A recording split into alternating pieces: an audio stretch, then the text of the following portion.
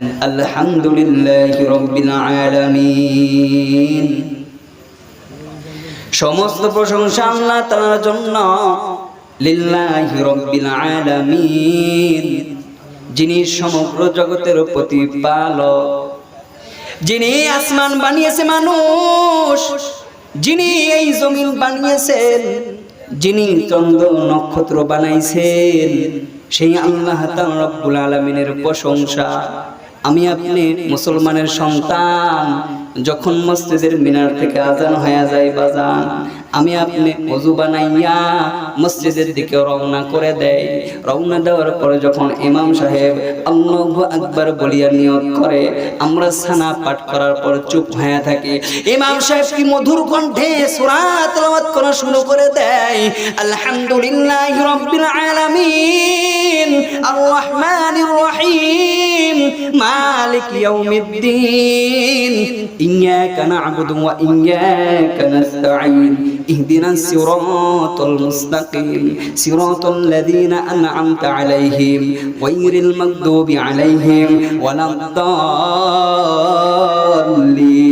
ইমাম সাহেব যখন কোরআন তেলাওয়াত করে, আল্লাহ তাআলা কোরআনের মধ্যে বলেছেন, ওয়া ইযা কুরিয়াল কুরআন, যেই বান্দারা কোরআন তেলাওয়াত শুনবে, ওয়া ইযা কুরিয়াল কুরআন ফাসতামি'উ লাহু ওয়া আনসিতু লাআল্লাকুম তুরহামুন। আল্লাহ তাআলা রব্বুল আলামিন বলেন, ওই বান্দার আমলনামায় আমি আল্লাহ তাআলা মুহূর্তে মুহূর্তে রহমত বর্ষিত করি। সুবহানাল্লাহ। আলহামদুলিল্লাহি রাব্বিল আলামিন, সমস্ত প্রশংসা আল্লাহর। আর রহমানির রহিম, যিনি পরম করুণাময় অতি দয়ালু। বাজান ভালো করে শুনবেন, সূরা ফাতিহা আমরা তেলাওয়াত করি কিন্তু অর্থ তো অনেকেই জানি না। কোন আল্লাহ যিনি পরম করুণাময় অতি দয়ালু? কেমন দয়া! এই যে নদী দেখা যায়, এই নদীর মধ্যে ইহুদিও কিন্তু মাছ খায়।